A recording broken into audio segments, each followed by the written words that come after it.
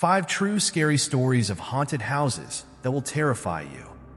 The mansion loomed on the edge of the small town, a fading silhouette in the dying light of late afternoon. Once a proud and magnificent home, it now stood in a state of neglect, its stone walls crumbling and its windows dark, as if the house itself was breathing a sigh of tired resignation.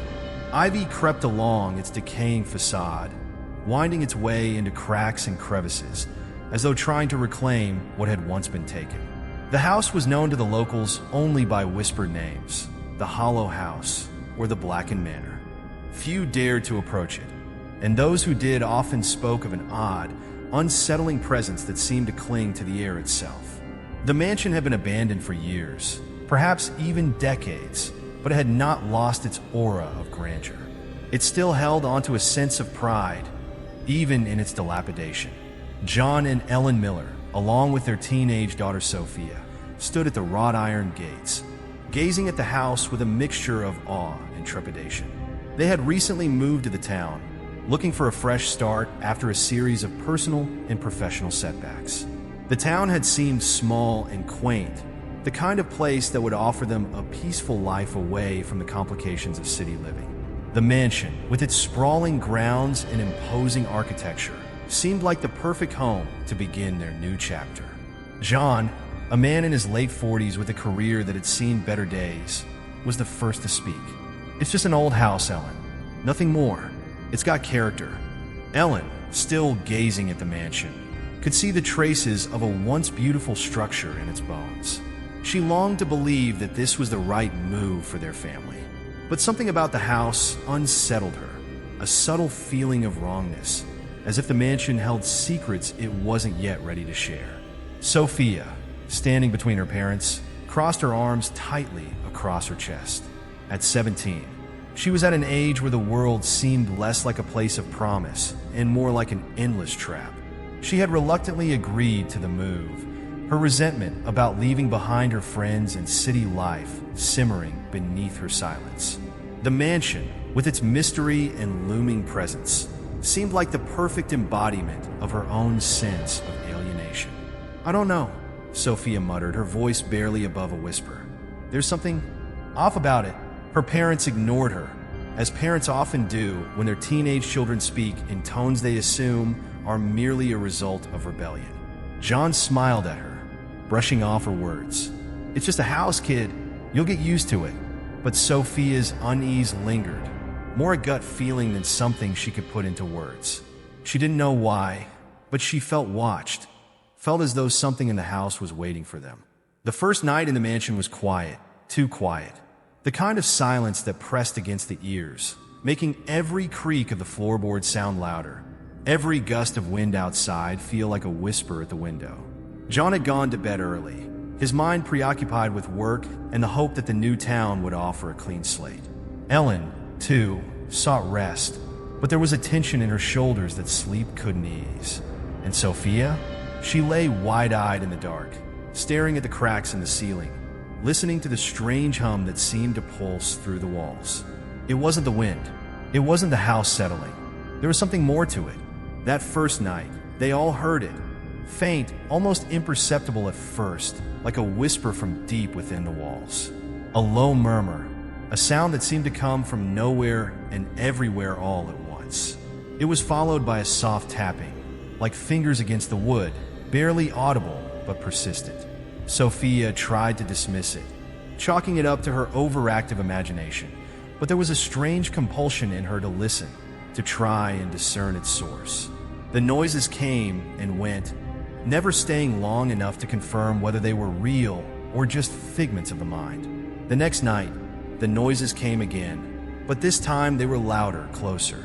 A creak of the floorboards outside her room made Sophia's pulse race. She rose from bed, creeping across the cold floor to the door. She hesitated, pressing her ear to the cool wood, but there was no more sound. The house once again was still, but just as she turned back, there it was, a soft shuffle of footsteps, faint, but undeniably there. She jerked her head towards the dark hall, but the sound had already vanished. She wasn't alone. Sophia's heart hammered in her chest as she stood there, frozen. Downstairs, her mother turned restlessly in her bed, as though disturbed by the same feeling of unease. Ellen had heard the whispers too, in the stillness of the night. At first, she had assumed it was the wind, or perhaps an animal wandering near the house. But then came the tapping, persistent and rhythmic. Ellen's mind replayed her husband's dismissal of the house's history.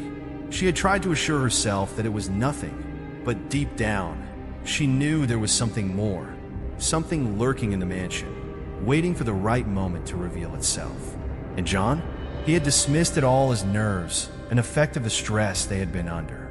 He said it was just the house settling, that old homes made noises, but the truth was he didn't feel it.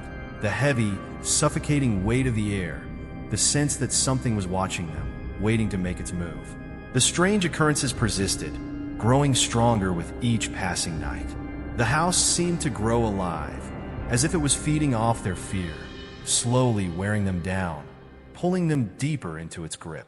It was as if the mansion had been waiting for them, waiting for this family to move in, unaware of the forces at work within the decaying walls. Story 1. The Creeping Corridor. The house had its secrets, undeniable, unsettling secrets that seemed to cling to the walls like cobwebs. But none of them were as perplexing as the corridor. At first, it was just an odd sensation, the sense that the hallway was too long, too silent. It was an eerie feeling that crept under their skin, but left no clear sign of danger. The corridor was an ancient stretch of wood-paneled walls, dimly lit by the faint light filtering through the dust-covered windows. It was a narrow passage, stretching along the side of the house, with doors on either side that opened into rooms left untouched for decades. The walls were adorned with faded portraits of stern-looking ancestors, whose eyes seemed to follow the family as they walked through the house. The air was thick, weighed down by the musty scent of neglect. At first, Sophia was the only one curious enough to venture down the corridor. It had drawn her in with its dark allure, the mysterious stretch of hallway that seemed to beckon her from the corner of her eye. She was the kind of person who couldn't resist the pull of the unknown, the unexplained. Her parents had warned her about wandering too far, but something about the corridor felt alive. She had been walking for what felt like hours, her footsteps echoing in the emptiness, the silence pressing in around her like a suffocating fog. The hallway seemed to stretch on endlessly, even though she knew it couldn't be that long. But when she turned back to look behind her, she realized with a shock that the door she had entered through was nowhere to be seen. Instead, there was more hallway, more doors, more portraits, each one more haunting than the last. Her heart pounded in her chest as she took another step, each footfall reverberating louder than the last. She turned again, certain that she must have walked past the door, but still, there was nothing. The walls seemed to shift, as though they were closing in on her. The air felt thicker, more oppressive, and with each step, the hallway grew longer, impossibly so. "Hello," she called out, her voice sounding small and swallowed by the vastness of the corridor. Her voice echoed back to her, distorted. The sound felt off wrong.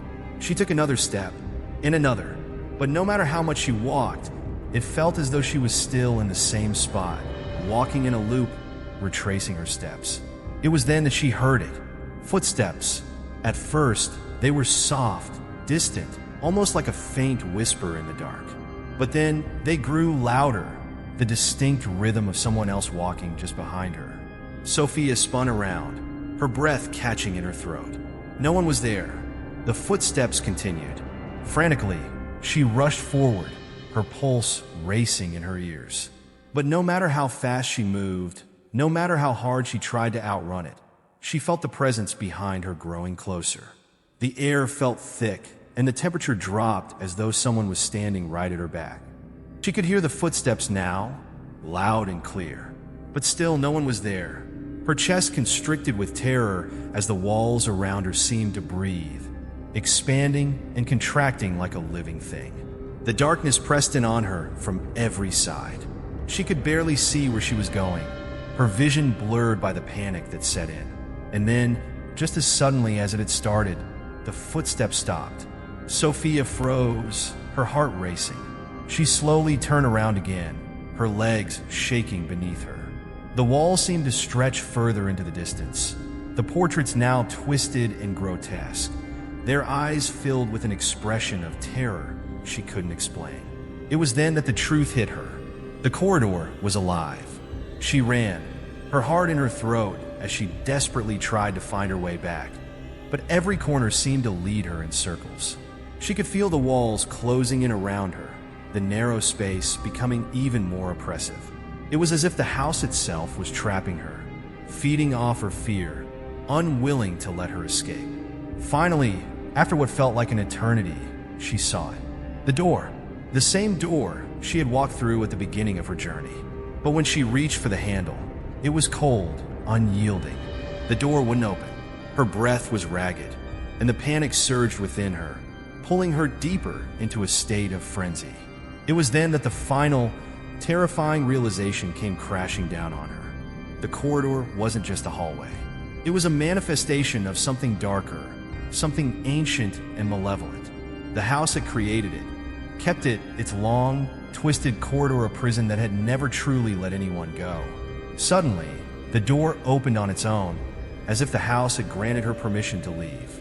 She stumbled backward, disoriented, only to find herself back at the beginning of the hall, back in the very place she had started, as though she had never moved at all. The truth hit her like a punch to the gut. The corridor had trapped her, not just in space, but in time. The corridor was a loop, a manifestation of the house's tortured past. It wasn't merely a hallway. It was a space between worlds where time bled together, twisting and spiraling. The family that had lived in the house long ago had tried to escape, running up and down the hall, frantic, desperate to find the exit.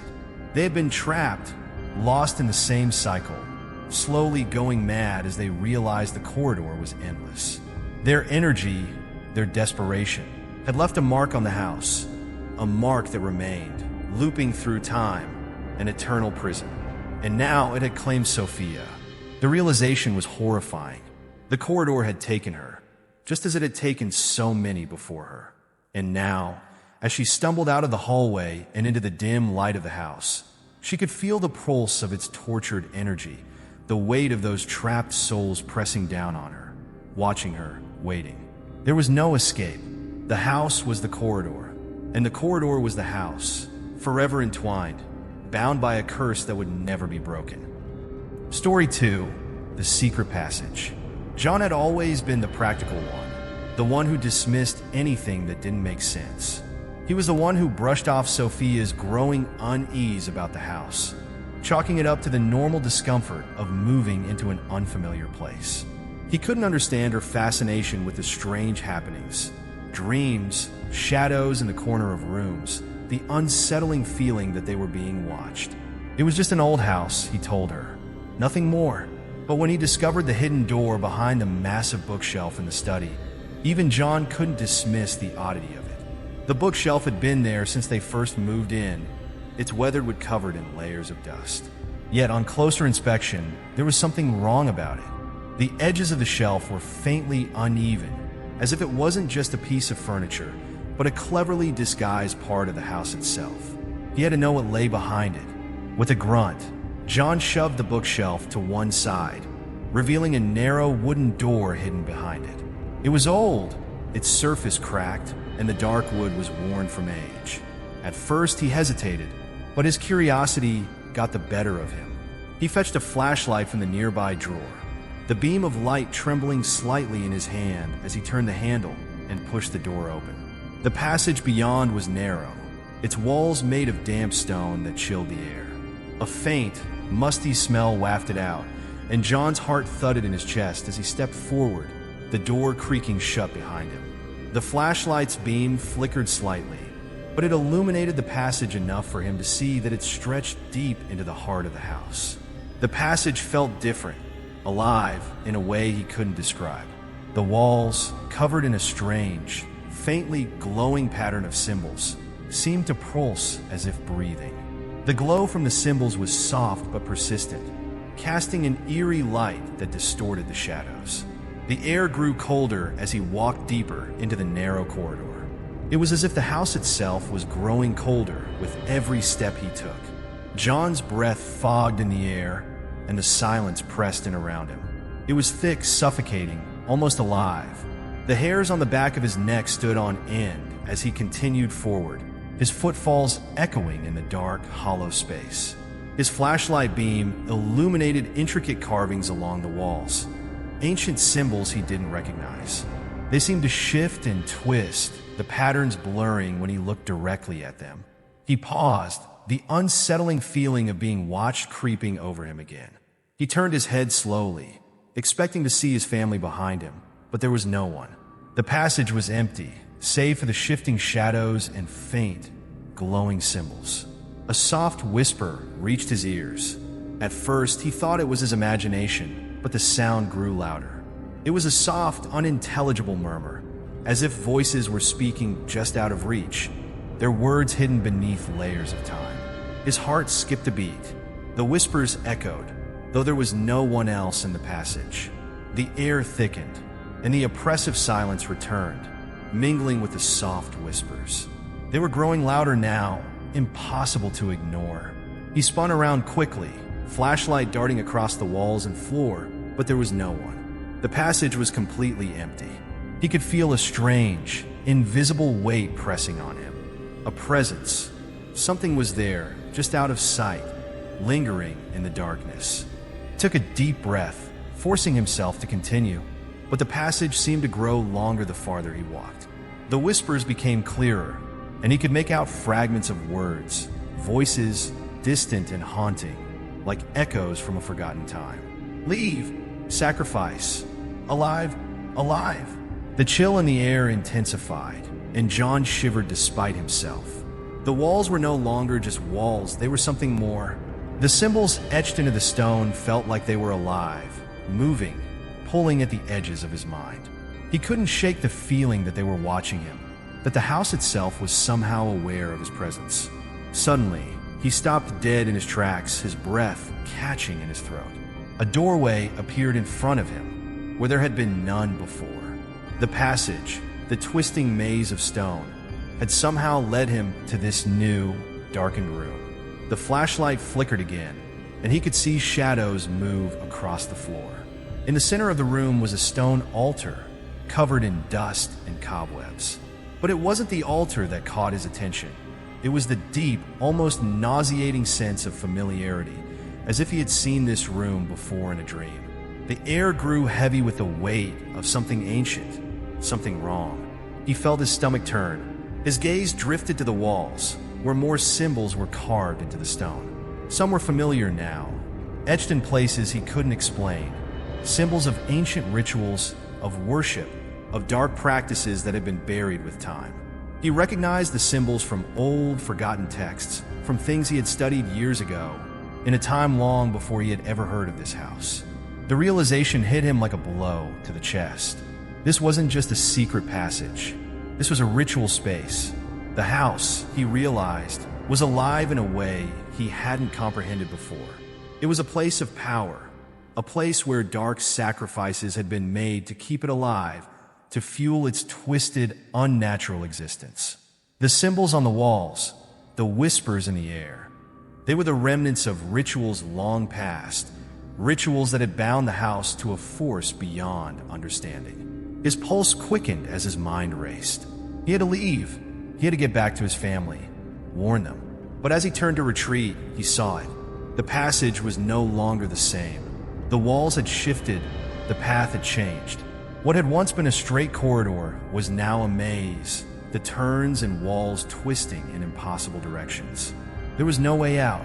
He spun around, his flashlight catching a flicker of movement in the shadows. It wasn't just the house that was alive. It was the past, pulling at him, dragging him deeper into its grasp. The whispers turned into screams, the voices of those who had come before, those who had tried to escape the horrors of the house, the horrors of the ritual. And then the walls closed in. John ran, his footsteps pounding, the screams echoing in his ears. The house was awake now, and with it, the past. As the passage swallowed him whole, John understood. The house was never just a house. It was a tomb, a living monument to the horrors of the past. And now, it was alive again. Story 3. The Mirror of Souls. The house had a way of presenting itself, slowly, subtly, until it became something inescapable. John, Ellen, and Sophia had all felt it, the oppressive weight of something that had never truly left. As they explored, each room seemed to hold some new mystery, each hallway winding deeper into a past that had been buried long ago. But it wasn't until they found the old room at the end of the second floor that the full horror of the house began to reveal itself. The room was dark and musty, a thick layer of dust coating everything in sight. There were no windows, and the air was heavy, as though it had been untouched for decades. At the center of the room stood an antique mirror, its tarnished frame wrapped in intricate carvings that almost seemed to writhe when you looked at them too long. The glass was cracked in places, but still, it held an eerie beauty that drew the family toward it. Ellen was the first to approach it, intrigued despite herself. The reflection in the mirror was distorted, the glass clouded with age. Yet as she stepped closer, she could see her own reflection. Familiar, if a bit tired, from the stress of the move, the tension with John, and the unease she had felt since they arrived. Her reflection was the same, but something felt off, as though there was something more lurking behind her own image. Without warning, her reflection in the mirror smiled back at her, broadly, cruelly, when she hadn't moved. Ellen froze, her heart racing as she blinked, expecting it to be some trick of the light or the shadow, but it wasn't. The woman in the mirror wasn't her anymore. She had the same features, the same eyes, but the smile was all wrong, twisted, mocking, and filled with an unsettling malice. Ellen! John's voice called out from the doorway, drawing her attention away from the mirror. She turned, still shaken by the unnerving reflection, but when she looked back, the smile was gone. Her own face stared back at her, as if nothing had ever happened. "What's wrong?" John asked, his brow furrowed in concern. Ellen shook her head, unwilling to speak of the vision she had just seen. It was too unreal, too horrifying. "It's nothing," she said, forcing a smile, but the unease lingered in her chest. Sophia had been watching from the corner, her eyes fixed on the mirror as if drawn to it by some invisible force. Her curiosity was insatiable, just like her father's. "I want to try," she said, stepping forward without waiting for permission. "Don't," Ellen warned, but her daughter had already placed her hands on the cold surface of the mirror. Sophia looked into the reflection, her face lit by the dim light of the room. As she stared into the glass, her expression shifted from curiosity to confusion, then to something deeper, something darker. "I don't understand," Sophia whispered, her voice trembling. "It's not me." Ellen rushed to her daughter's side, but before she could reach her, the reflection in the mirror began to change. Sophia's face twisted into a grin, but it wasn't hers. It was the face of a woman Ellen had never seen before. She had long, flowing hair, and her eyes glowed with an unnatural light. This woman's smile was as cruel as the one Ellen had seen earlier. Before Ellen could grab her, the glass of the mirror seemed to move, shifting like water as the woman's face contorted into a scream. Then, with a sudden crack, the mirror split. The jagged shards of glass caught the light, splintering the room with sharp, glittering reflections. The woman in the mirror shrieked, her form breaking apart as if the glass was shattering her very soul. Sophia staggered back, her breath shallow, her face pale. "What's happening?" she gasped. "I don't know," Ellen replied, gripping her daughter's shoulders as she turned to look at the mirror. The crack was widening, splitting the reflection in two. The other side of the mirror was empty, as though it had swallowed up the woman's face completely. But then, from the deep cracks in the glass, whispers began to seep out, soft at first, almost inaudible, then louder. It was a low, raspy murmur, like the sound of distant voices calling from the depths of a forgotten place. The words were unintelligible, but there was a sense of desperation in them, an urgency that filled the room. Each crack in the mirror seemed to reverberate with the cries of something trapped, something trying to break free. John stepped forward cautiously, his eyes narrowing. "We need to get out of here," he said, his voice tense with fear. But as he reached for the door, His eyes lingered on the reflection that still stared back at them. Something was wrong about the room. The walls seemed to pulse in time with the whispers, and the glass, though cracked, seemed to reflect more than just their images. It seemed to show their souls, distorted, as if the house was pulling them into it. Ellen, still shaken, took a deep breath and turned away. "We're leaving. Now!" But as she turned to leave, a chilling thought struck her. What had she seen in the reflection?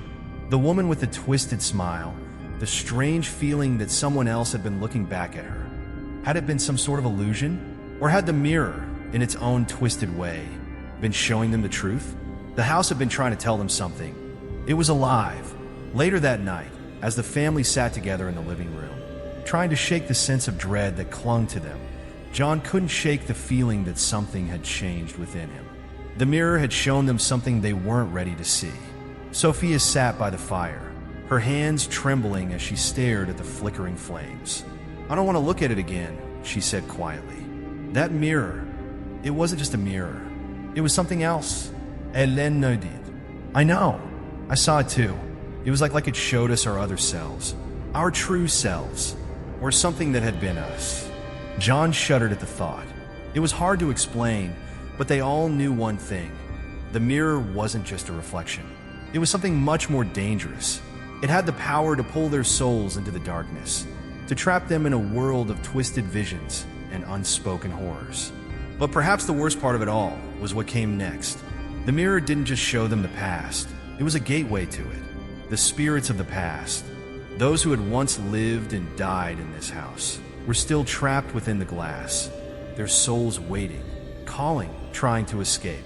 And as they sat in that room, an oppressive silence falling over them, they knew one thing for certain.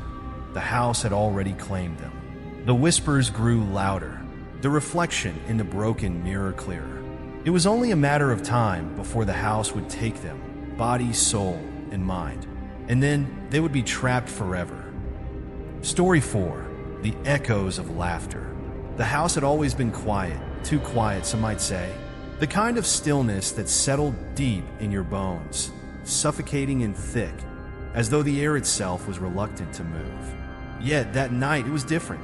That night, the silence was broken by something unexpected, a sound that drifted through the house like a haunting melody, sending a chill down their spines. It started with a faint giggle, a sound so soft that at first they thought it was nothing more than the wind. But as the minutes ticked by, the giggling grew louder, more distinct. It was the unmistakable sound of children laughing. The laughter echoed through the hallways, the sound of young voices filled with innocent joy until it wasn't. It was impossible, of course. The house had been empty for so long. John, Ellen, and Sophia had seen no children during their time there, nor had they heard anything resembling the sounds they now heard. Yet, there it was, like a whisper carried on the wind, spiraling through the dark corners of the house. John was the first to react, trying to dismiss it as nothing more than a trick of the mind. He was tired, worn out from days of moving and adjusting to their new home. "It's probably the house settling," he muttered, his voice thick with exhaustion. But even as he said the words, his eyes betrayed him, flicking nervously toward the darkened hallway that led deeper into the mansion. Ellen listened closely, the hairs on the back of her neck standing on end. "It sounds like children laughing," she whispered almost to herself. Sophia, always the curious one, was the first to leave the safety of the living room. "I'm going to see where it's coming from," she said, her voice tinged with both fear and excitement. Ellen tried to stop her, but before she could speak, Sophia had already walked toward the hallway. The laughter was louder now, more distinct. The echoes bounced off the walls, drawing Sophia deeper into the house. She felt an odd compulsion to follow the sound, her feet moving of their own accord, as though some unseen force were guiding her toward the source. She moved slowly through the long hallway, each step growing heavier, her heart beating faster as the laughter swirled around her. The air grew thick, almost suffocating, with a coldness that settled into her bones. Her flashlight flickered in the darkness as she rounded the corner, and then there it was. A room tucked away at the end of the hall, its door slightly ajar. Sophia pushed it open slowly, her breath coming in shallow bursts as she stepped inside. The room was large, with peeling wallpaper and faded furniture, but what caught her attention was the crib, tucked in the far corner, a soft rocking motion visible even though there was no one there. The laughter was clearer now, closer. It surrounded her, filling the space. And then, just as she turned to leave, she heard it, a voice, soft and childlike. "Play with us." Sophia's blood ran cold. She froze, staring at the crib, as the laughter continued, growing louder, more desperate. There was no one in the room, yet the laughter echoed like a chorus of invisible children. A sudden movement caught her eye, a figure in the corner of the room, barely visible in the dim light. She stepped forward cautiously, her hand gripping the flashlight. The figure was small, hunched, barely human. It was a child. No, not a child, but something that resembled one. The features were twisted, distorted, as though the child had been left to rot, and the remnants of its innocence had been consumed by something darker. Sophia's breath caught in her throat. The laughter became frantic, filling her ears, drowning out everything else. "Leave us alone," she whispered, her voice trembling. Suddenly, the laughter stopped. The silence that followed was worse than any noise, heavier than the darkness that pressed in around her. Sophia backed away, her eyes fixed on the figure in the corner. It was moving now, its face emerging from the shadows, a child's face, but not a child. Its eyes were hollow, black holes that seemed to draw in all light, and its mouth stretched wide in a grin that spoke of something ancient and monstrous. Without thinking, Sophia turned and fled, racing down the hallway, the footsteps of something chasing her echoing in her ears. She burst into the living room, gasping for air. Her parents turned to her, their faces a mix of concern and confusion. "Mom, Dad," Sophia gasped, her eyes wide with terror. "There's something in that room.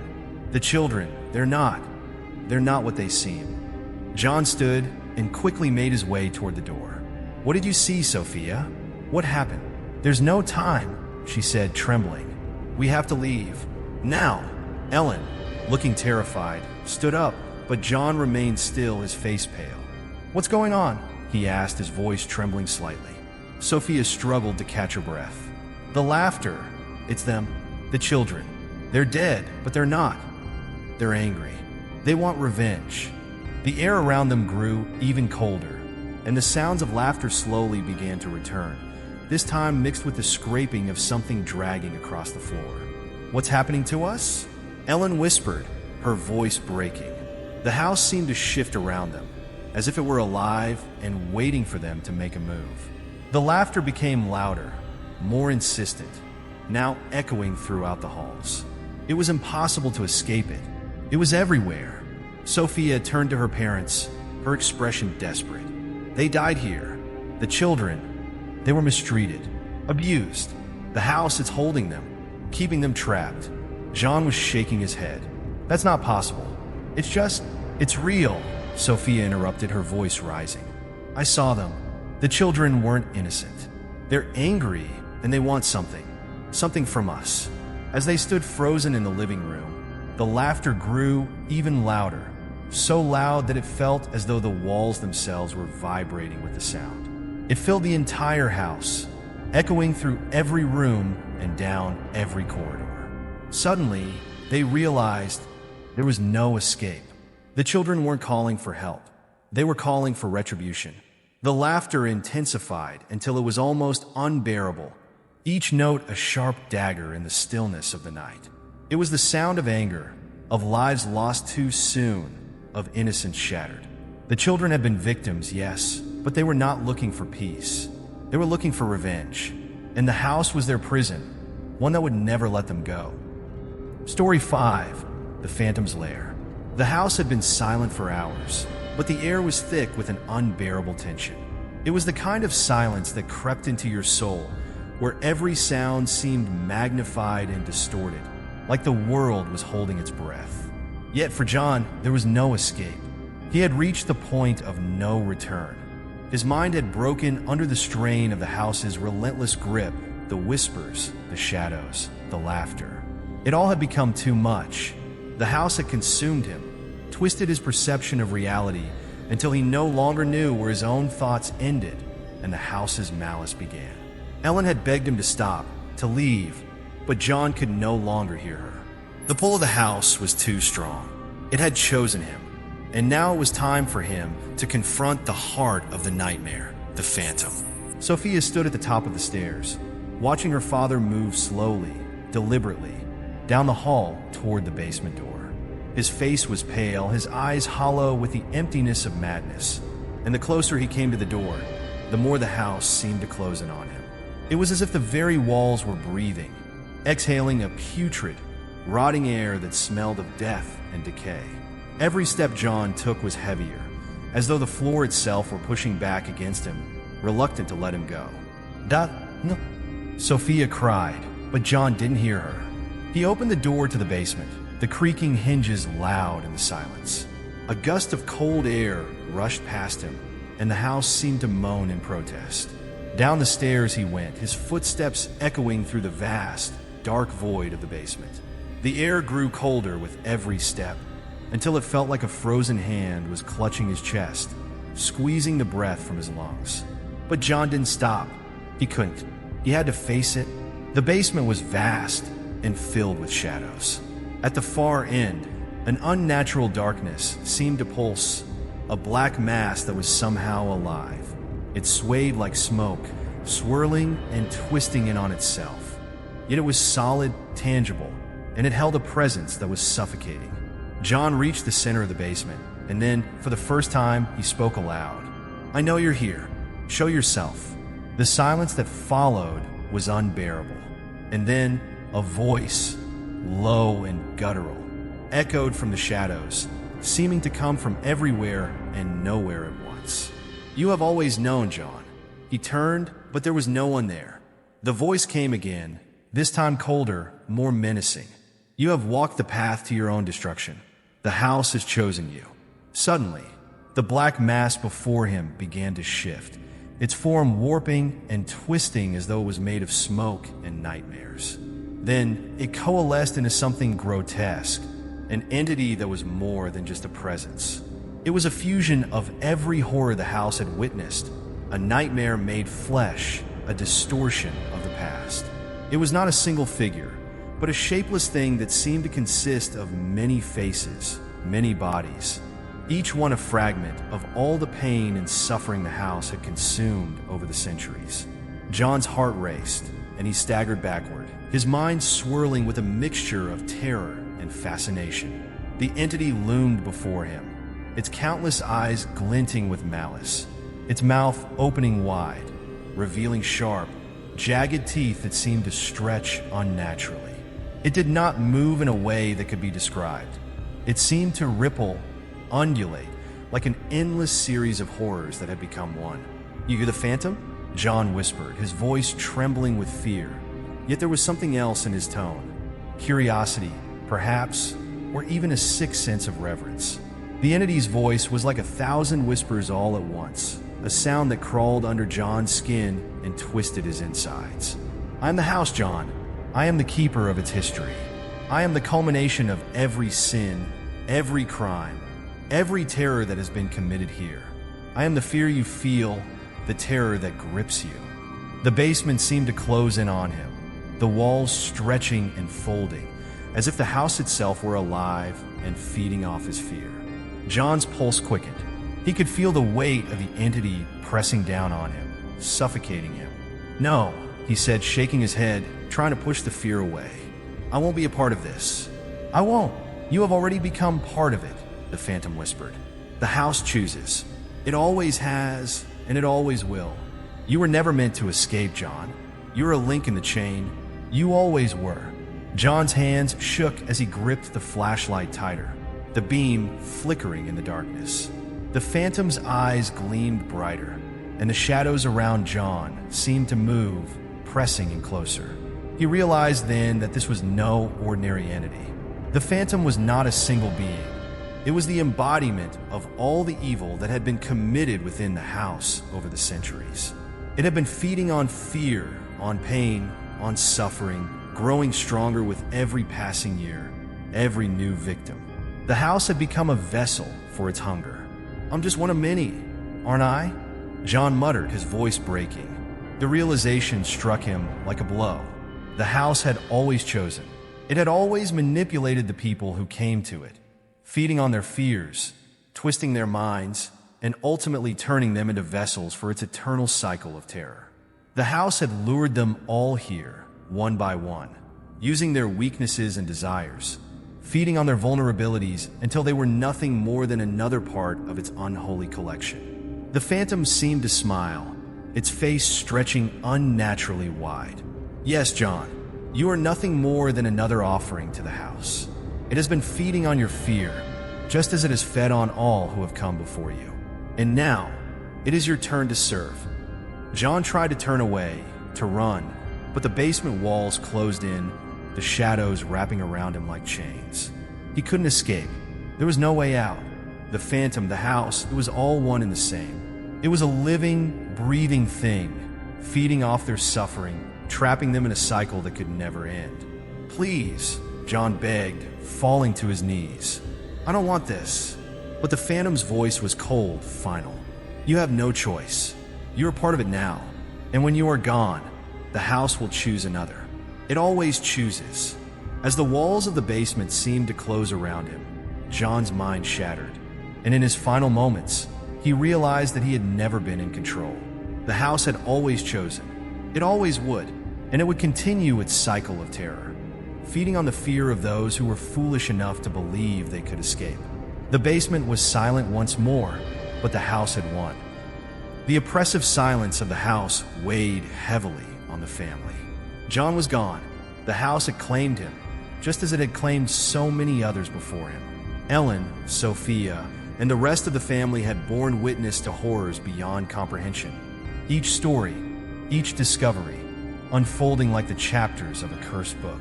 It was as though the house itself had been telling its own tale, a tale of darkness, manipulation, and eternal hunger. They had discovered that the house was not just a structure filled with restless spirits, but a living, breathing entity that fed on fear, despair, and suffering. The truth was now undeniable. The house had never simply been haunted. It was a predator, one that had existed long before they ever set foot in it, waiting patiently for its next victims. Each soul that entered its domain, no matter how brave, no matter how innocent, had been swallowed whole by its ancient, insatiable hunger. The family had uncovered the story of the house, the rituals, the sacrifices, the tortured souls, the malevolent entity that ruled it. But in doing so, they had also discovered something far more terrifying. They were already part of the house's history. The past was not a separate entity. It lived and breathed within the walls. The evil that had haunted the house for centuries was not merely a collection of old stories or ghostly whispers. It was the house itself. And now, it had set its sights on them. As Ellen sat alone in the dim light of the parlor, she couldn't help but reflect on everything they had uncovered. The house had seemed so innocuous when they first moved in. The creaky floors, the strange sounds in the night. They were all just part of the charm of an old home, weren't they? But the more they dug into the house's history, the more they realized it was never just an old, abandoned place with a few ghostly inhabitants. It was a prison, a tomb, and a living creature all rolled into one. Ellen recalled the eerie whispering she had heard late at night, the feeling that something was always watching them. She had dismissed it at first, as one might dismiss a dream, but now she knew better. The house had a will of its own, and its will was to trap, to consume, to corrupt. The family had come across relics and artifacts, symbols etched into the walls, a mirror that saw far more than just reflections, a nursery where children had died in unspeakable ways.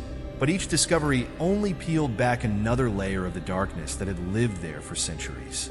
The house had been built on blood, its foundation soaked with the sacrifices made by the previous owners to keep it alive, to keep it fed. Sophia had been the first to understand that they were no longer just in a house. They were part of its never-ending cycle. Her father's fate had been sealed the moment he stepped into that basement, drawn by the same hunger that had claimed all those before him. They had all been chosen. The stories, the whispers, the laughter, it was all the same. They were not just echoes of the past. They were living memories, replaying themselves over and over, feeding the malevolent spirit that controlled the house. The house itself was a kind of prison, one where the souls of the past were trapped, forever repeating their suffering, pulling the living into their endless torment. The family had reached the point where they realized their attempts to escape had been futile. They had tried. God, how they had tried. The front door had been locked, the windows sealed. Every exit they found had led them deeper into the house, deeper into its maze of hallways and dark rooms. The house had anticipated their every move. There was no way out. Ellen, terrified and exhausted, clutched Sophia to her chest, her mind reeling. We can't leave. We're trapped. It's not a house anymore. It's alive. It's always been alive. Sophia, who had grown pale and gaunt from the horrors she had witnessed, nodded silently. The house had fed on their fear, their confusion. They were already part of it, whether they accepted it or not. There was no going back, no leaving. They had been absorbed into its living, breathing nightmare. The house had made its choice, just as it always had. It did not matter that they tried to leave. The house had consumed their souls. Every moment they spent inside had sealed their fate. Even as the night grew darker and the last remnants of hope faded, they knew the truth. The house had never intended to let them go. Sophia turned to her mother, her eyes filled with a kind of desperate clarity. We should have left when we had the chance. I knew something was wrong. I could feel it. I could feel it calling us. Ellen didn't answer. There was nothing left to say. The house had already won. Sophia tried the front door again, shaking with panic, but it was futile. The door was locked tight. There was no way out. She could feel the walls closing in around her, the house pressing in on her mind, her body, her soul. And then she heard it, a sound that would haunt her for the rest of her life, the echoing laughter of children. The very same laughter that had once been so terrifying now seemed to carry with it the weight of 1,000 souls, trapped, tormented, never free. They were with her now. The house had claimed them all. In the final moments, only Sophia remained.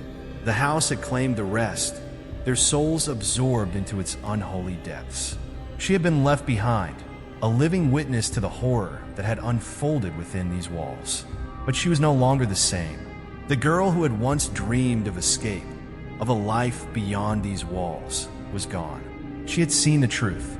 She had seen how the house fed, how it thrived on fear, how it consumed those who came too close. As Sophia stood alone in the house, she could feel its power pulsing through the air, vibrating in her chest, in her very bones. The house was alive, and it would never stop. It would always be hungry. She turned her gaze to the front door one last time. It was still locked. It always would be. The door creaked open just slightly. A soft breeze wafted in, carrying with it the faint smell of fresh paint and new beginnings. Through the doorway, Sophia saw a new family approaching, unaware of the fate that awaited them. And so, the cycle began again. The house was never finished. It was always hungry, always waiting, always choosing. The new family, like all those before them, would fall prey to its insatiable desire. They would never know what awaited them inside, but the house did, and it would choose them, just as it had chosen every soul before them. The house had claimed another set of souls. Its hunger never ended,